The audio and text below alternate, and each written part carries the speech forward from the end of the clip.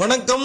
இந்த வீடியோல பூதகணங்களிடம் அதிகாரம் செலுத்தக்கூடிய இந்த பூவுலக வாழ்க்கையிலிருந்து மோட்சம் கொடுக்கக்கூடிய ஒரே கடவுள் ஆனானப்பட்ட சிவபெருமான் அவருடைய மாமனாருடைய கதையை பத்தி பார்க்க போறோம்.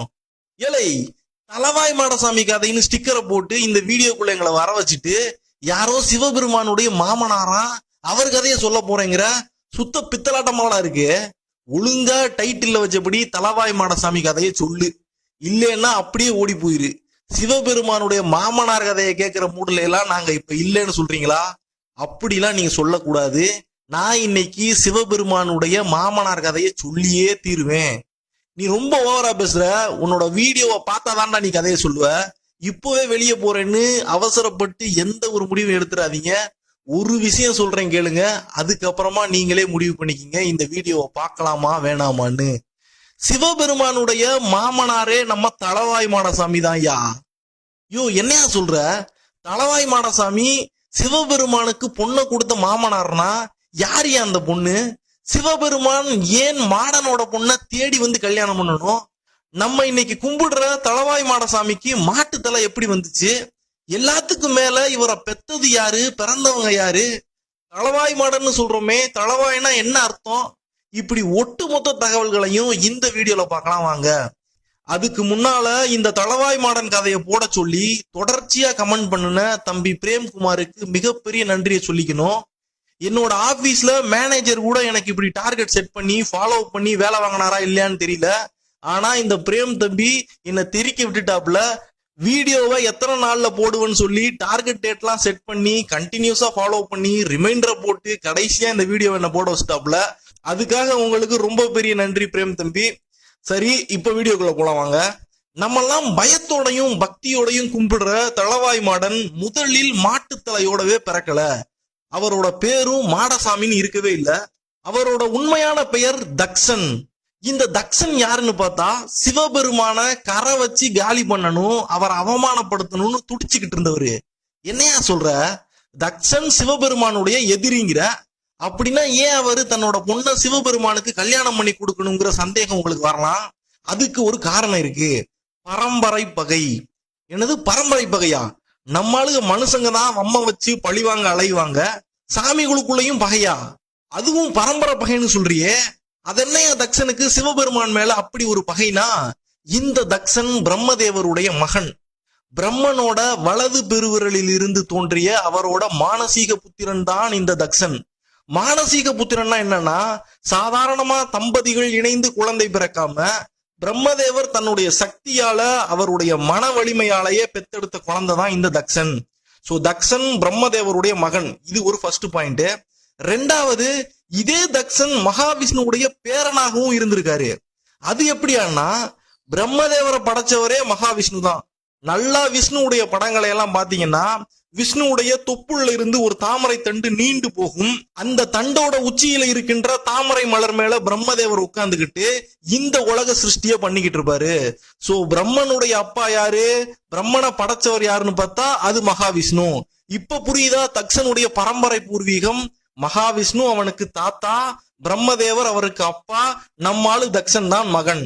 அதெல்லாம் சரி, பரம்பரை பகைன்னு சொன்னியே, மகாவிஷ்ணு பிரம்மதேவர் வழி வந்த இந்த பரம்பரைக்கும் சிவபெருமானுக்கும் அப்படி என்னையா பகைன்னு கேட்டீங்கன்னா, உங்க வீட்டு பகையா எங்க வீட்டு பகையா? அண்டசராசரம் நடுநடுங்க ஈரேழு உலகமும் கிடுகிடுங்க நடந்த பகை சண்டை. அது என்ன சண்டைனா, பிரம்மதேவருக்கு லைட்டா தலைக்கிடம் கூடிருது. தன்னை படைச்சவரே விஷ்ணுதாங்கிறத மறந்துடுறாரு. அதனால தான் இந்த உலகத்தின் பரபிரமம், அவரைத்தான் எல்லாரும் கும்பிடணும்னு சொல்ல ஆரம்பிக்கிறாரு. விஷ்ணு என்ன பண்றாரு? தான் உயர்ந்தவர்னு சொல்ல ஆரம்பிக்கிறாரு. இப்படி சண்டை பெருசாகுது. சிவபெருமான் கதைக்குள்ள வர்றாரு. மிகப்பெரிய அக்னி ஸ்தம்பமாக உருவெடுக்கின்றார். இந்த அக்னி ஸ்தம்பமானது பால்வழி மண்டலங்களா இருக்கட்டும், அண்டங்களா இருக்கட்டும், 14 லோகங்களா இருக்கட்டும், இப்படி நம்ம கனவுலையும் எண்ண முடியாத அளவு உயர்ந்து நிக்குது. இந்த அக்னி உருவத்துடைய முதலையோ முடிவையோ யார் பார்த்துட்டு வராங்களோ அவங்கதான் பெரியவங்கன்னு போட்டி தீர்மானிக்கப்படுது. பிரம்மதேவர் தனக்கே உண்டான ஆணவத்தோடு தன்னுடைய வாகனமான அன்னப்பறவை மேல ஏறி மேல நோக்கி பறந்து போய் அக்னி ஸ்தம்பத்துடைய முதல தேடி போறாரு. விஷ்ணு பரமாத்மா தன்னுடைய வராக பன்றி அவதாரத்தை எடுத்துக்கொண்டு கீழ் நோக்கி பாதாளத்தை தோண்டி சிவபெருமானுடைய அக்னி ஸ்தம்பத்துடைய முடிவை பார்க்க போறாரு. ரெண்டு பேரும் பல்லாயிரக்கணக்கான ஆண்டுகள் இப்படி டிராவல் பண்ணி போய் பார்த்தோம். ரெண்டு பேராலையும் முதலையோ முடிவையோ பார்க்கவே முடியல. கடைசியா பிரம்மதேவர் மேல நோக்கி போய்கிட்டு இருக்கும் போதே தாளம்பூ ஒண்ணு கீழே விழுந்துகிட்டு இருக்கத சந்திக்கிறாரு. அதை நிப்பாட்டி, தாளம்பூவே நீ எங்க இருந்து வந்துகிட்டு இருக்கேன்னு கேக்குறாரு. நான் சிவபெருமானுடைய முடியிலிருந்து இப்போ கீழே விழுந்துகிட்டு இருக்கேன் அப்படின்னு சொல்லுது. அப்படியா, அப்போ சிவபெருமானுடைய முடி எங்க இருக்குது, நீ எவ்வளவு நாளா இப்படி விழுந்துகிட்டு இருக்கேன்னு கேக்குறாரு. நான் பல லட்சக்கணக்கான ஆண்டுகளா இப்படி விழுந்துகிட்டு இருக்கேன், இன்னும் அவருடைய பாதங்களை என்னால போய் சேரவே முடியல, அவருடைய முடி எங்க இருக்குன்னு உங்களால கண்டிப்பா போய் பார்க்கவே முடியாது அப்படின்னு தாளம்பூ சொல்லுது. அப்போ பிரம்மதேவர் ஒரு பிளான் போடுறாரு. இப்ப போய் நம்ம சிவபெருமான் கிட்ட அவருடைய முடிய பார்க்க முடியலன்னு சொன்னா அது நமக்கு ஒரு மிகப்பெரிய அவமானம் ஆயிரும். அதனால இந்த தாளம்பூவை பொய் சாட்சி சொல்ல வச்சு அவருடைய முடிய நான் பார்த்துட்டதாகவும், அதுக்கு அவருடைய முடியில் இருந்த இந்த தாளம்பூ தான் சாட்சின்னு சொல்லிடலான்னு சொல்லிட்டு தாளம்பூவையும் கூட்டுக்கிட்டு சிவபெருமான் கிட்ட போய் நிக்கிறாரு. அதே நேரத்துல விஷ்ணு தன்னுடைய அந்த முயற்சியிலே தோல்வியுற்றேன் என்று சொல்லிவிட்டு சிவபெருமான் கிட்ட வந்து தஞ்சம் அடைஞ்சிறாரு. இப்போ ரெண்டு பேர் நிக்கும் போது பிரம்மதேவர் சொல்வது பொய்ன்னு சிவபெருமானுக்கு தெரியாதா? அதனால பிரம்மதேவர் இப்படி ஒரு பொய்ய சொன்னதுனால இந்த பூ உலகத்துல அவருக்கு இனிமேல் கோவில்களே இருக்கக்கூடாது அப்படின்னு ஒரு சாபத்தை கொடுத்துறாரு. இதுதான் இவங்களுடைய பகையுடைய முதல் பிரச்சனை. தக்ஷனுடைய அப்பா பிரம்மனா இருக்கட்டும், தாத்தா விஷ்ணுவா இருக்கட்டும், இவங்க ரெண்டு பேரையும் விட சிவன் தான் தான் பெரியாள்னு நீங்க நிரூபிச்சிட்டாரு. ரெண்டாவது பகை சம்பவம் என்னன்னு சொல்லி பார்த்தா, சிவபெருமான் 5 தலைகளை கொண்டவராக இருந்திருக்கின்றார். அதே போலவே முற்காலத்திலே பிரம்மதேவரும் 5 தலைகளை கொண்டிருக்கின்றார். அதென்னையா பிரம்மதேவருக்கு 4 தலை வச்சானே நாங்க பார்த்திருக்கோம் அப்படின்னு சொன்னீங்கன்னா, ஆமா, 4 திசைகளிலும் 4 தலைகள், வானத்தை பார்த்த மாதிரி 5ஆவதா ஒரு தலையும் முற்காலத்திலே பிரம்மதேவருக்கு இருந்திருக்கின்றது. இப்படி இவங்க ரெண்டு பேருக்குமே 5 தலைகள் இருக்கிறதுனால தூரத்துல இருந்து பார்க்கும்போது சில பேருக்கு யார் வர்றாங்க அப்படிங்கறதுல ஒரு கன்ஃபியூஷனே இருக்கும். அதே மாதிரியான ஒரு குழப்பம் பார்வதி தேவிக்கும் வருது. கைலாய மலையை நோக்கி பிரம்மதேவர் ஒரு நாள் வந்துகிட்டு இருக்காரு. அப்போது தன்னுடைய துணைவர் சிவபெருமான் தான் கைலாயத்தை நோக்கி வந்துகிட்டு இருக்காருன்னு சொல்லி சரியா கவனிக்காம பார்வதி தேவி போய் பிரம்மதேவருடைய காலில் விழுந்துடுறாங்க. பிரம்மதேவரும் பார்வதியை பார்த்து நக்கலாக ஒரு சிரிப்பு சிரித்து விட்டு, இந்த உலகத்திலேயே மிகப்பெரிய சக்தியாக இருக்கின்ற ஆதிபராசக்தியுடைய வடிவமான நீயே என்னுடைய காலில் விழுந்துட்டியே, அப்போ நான் தான் இந்த உலகத்திலேயே மிகப்பெரிய ஆளு அப்படிங்கிற ஒரு தலைக்கணத்தோட சுத்திக்கிட்டு இருக்காரு. இங்க நடந்த எல்லா விஷயத்தால ரொம்ப அவமானப்பட்டு போய் கிடந்த பார்வதி தேவி சிவபெருமான் வந்த உடனே பிரம்மதேவருடைய இந்த கர்வத்தை பத்தி சொல்றாங்க. அதனால சிவபெருமான் பிரம்மதேவரை பார்க்க போறாரு. அதே நேரத்துல பிரம்மதேவர் ஆதிபராசக்தியே என்ன வணங்கிட்டாங்க, அதனால நீங்க எல்லாரும் எனக்கு கீழே தான் இருக்கீங்கன்னு சொல்லிட்டு எல்லா முனிவர்களையும் ரிஷிகளையும் தேவர்களையும் கூட்டி வச்சு சொல்லிக்கிட்டு இருக்காரு. அப்போதும் பிரம்மதேவருக்கும் விஷ்ணுவுக்கும் யார் பெரியாள்னு ஒரு சண்டை நடந்துகிட்டு இருக்கு. அப்போது எல்லா முனிவர்களும் ரிஷிகளும் இந்த வேதங்களுக்கெல்லாம் சாராம்சமாக விளங்குகின்ற பிரணவ மந்திரமானது சிவபெருமான் தான் அனைவரையும் விட உயர்ந்தவர்னு சொல்லுது. அந்த நேரத்துல பிரம்மதேவருக்கு இன்னும் கோபம் அதிகமாகின்றது. அப்போது சிவபெருமான் அங்கே காட்சியளிக்கின்றார். சிவபெருமானை பற்றி தப்புத்தவராக பேசுகின்றார். சிவபெருமான் தன்னுடைய பைரவ அவதாரத்தை எடுத்து பிரம்மனுடைய கொட்டத்தை ஒழித்து அவருடைய 5வது தலையை கிள்ளி எறிந்து விடுகின்றார். இந்த ஒரு நிகழ்ச்சியாலதான் 5 தலைகளை வைத்திருந்த பிரம்மதேவருக்கு 4 தலைகளாகி போனது. இதுதான் இவங்களுடைய பரம்பரை சண்டையுடைய 2வது முக்கியமான விஷயம். இப்படி தன்னோட அப்பாவை தொடர்ச்சியா அவமானப்படுத்திக்கிட்டு இருக்க சிவபெருமானை அவமானப்படுத்தணும், ஆனானப்பட்ட சிவபெருமானையே தன்னுடைய காலில் விழ வைக்கணும்னு தக்ஷன் திட்டம் போடுறாரு.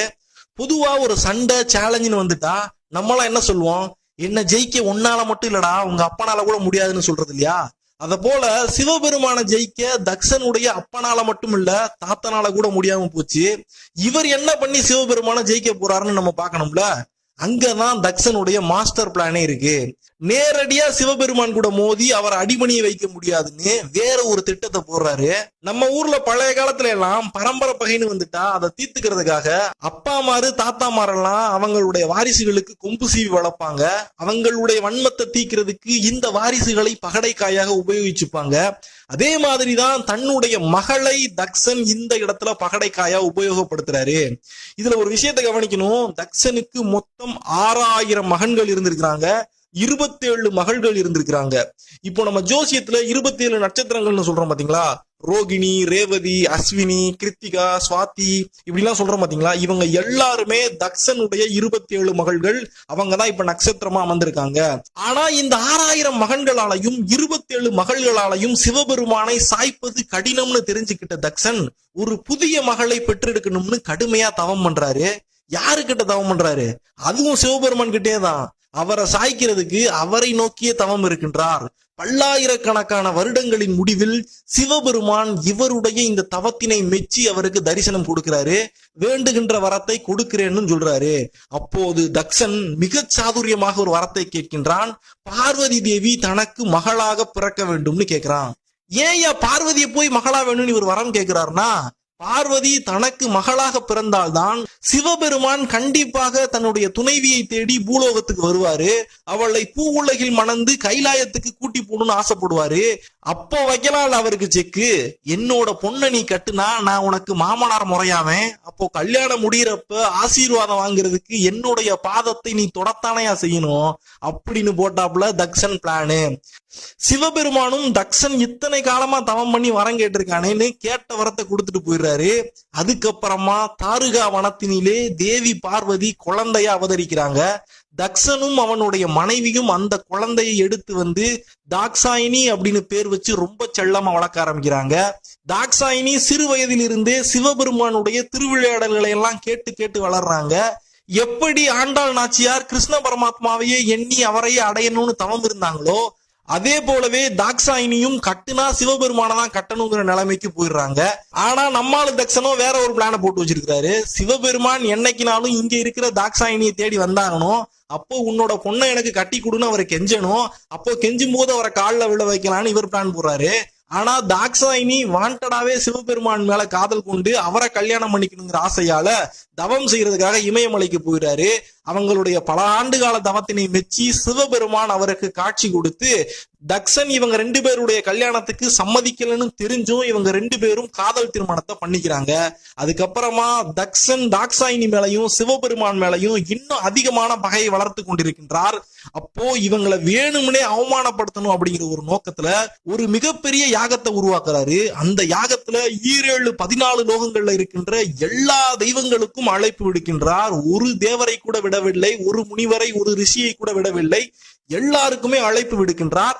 ஆனால் தன்னுடைய மருமக பிள்ளையான சிவபெருமானுக்கும் தன்னுடைய மகளுக்கு மட்டும் இந்த அழைப்பை விடவில்லை. அதனால கோபப்பட்டு இது ஒரு மிகப்பெரிய அவமானம்னு நினைச்சு தாக்ஷாயினி தன்னுடைய அப்பா கிட்ட போய் என்னன்னு கேட்டு வந்துருவோம் வாங்கன்னு சிவபெருமான கூப்பிடுறாங்க. சிவபெருமானோ அங்க போனா நமக்கு ஒரு நல்ல மரியாதை கிடைக்காது, கூப்பிடாத இடத்துக்கு போக கூடாதுமான்னு தாக்ஷாயினிய தடுத்து நிப்பாட்ட பாக்குறாங்க. ஆனா சிவபெருமான் இப்படி வரமாட்டாரேன்னு சொல்லி இன்னும் மனம் வெறுத்து போய் கண்டிப்பாக தன்னுடைய கணவனை ஏன் தன்னுடைய தந்தை அவமானப்படுத்துறாருன்னு கேட்டுட்டு தான் வருவேன்னு தாக்ஷாயினி கிளம்பி போறாங்க. அங்க போயிருந்தா அத்தனை பேரும் கூடி இருக்கின்ற அந்த யாக சபையினிலே சிவபெருமான பத்தியும் பார்வதி தேவிய பத்தியும் தக்ஷன் ரொம்ப அவமானப்படுத்தி பேசிடுறாரு. அதனால கோபத்துடைய உச்சிக்கே போன தாக்ஷாயினி அங்க எரிஞ்சுக்கிட்டு இருந்த இந்த யாக குண்டத்திலேயே விழுந்து தன்னுடைய மானிட பிறவியை முடிச்சுக்கிறாங்க. இந்த விஷயத்தை தெரிஞ்சு மிகவும் கோபம் கொண்ட சிவபெருமான் அங்க இருந்து கிளம்பி வர்றாரு. அப்போ அவருடைய கோபத்தினால் ஏற்பட்ட அவருடைய உடல் வெப்பத்திலிருந்து நிறைய வியர்வை துளிகள் சிந்துது. அந்த வியர்வை துளிகளால் அவர் ஒரு புத்திரனை உருவாக்குகின்றார். வீரமான வியர்வை துளிகளில் இருந்து பிறந்ததால் அந்த புத்திரனுக்கு வீரபுத்திரன் அப்படின்னு பேர் வருது. காலப்போக்குல அதுதான் மருவி நின்று இப்போ வீரபத்ரன் ஆயிப்போச்சு. இந்த கோபக்கார வீரபத்ரன் வேகமாக வந்து யாகசாலைகளை எல்லாம் உடச்செறிகிறாரு. தாக்ஷாயினியுடைய இறப்புக்கு காரணமாக இருந்த தக்ஷனுடைய தலையை ஒரே வெட்டா வெட்டிடுறாரு. அப்படி வெட்டின தக்ஷனுடைய தலை யாக குண்டத்திலே விழுந்து விடுகின்றது, எரிந்து சாம்பலாகி விடுகின்றது. அவருடைய முண்டம் மட்டும் யாகசாலைக்கு வெளியே விழுந்து கிடக்கின்றது. அப்போ தக்ஷனுடைய மனைவின்னு சொல்லப்படுது, சில இடங்கள்ல தக்ஷனுடைய அப்பாவான பிரம்மதேவர்னு சொல்லப்படுது. இவங்க வந்து சிவபெருமான் கிட்ட அவருடைய ஆக்ரோஷத்தை குறைத்து கொள்ளணும்னு சொல்லி வேண்டுறாங்க.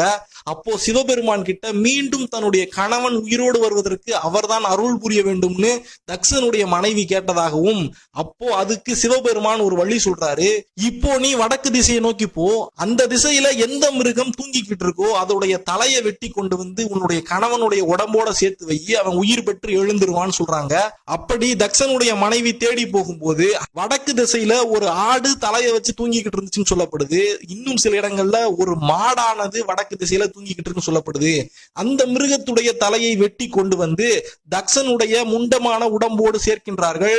தக்சனும் ஆண்டவன் கூறியபடி உயிர் பெற்று எழுந்து விடுகின்றார். அப்படி எழுந்தவுடன் தக்சன் சிவபெருமானை பணிந்து அவருடைய கோபமெல்லாம் நீங்கும்படி வேண்டிக் கொள்கின்றார். அதனால் சிவபெருமானும் தன்னுடைய கோபத்தை குறைத்துக் கொண்டு சாஸ்தாவுடைய தளபதியாக போய் பூலோகத்திலே பணியாற்றுன்னு சொல்லி இங்கே தலைமாறி நிற்கின்ற இந்த தக்ச சாமிக்கு தன்னுடைய வரங்களை எல்லாம்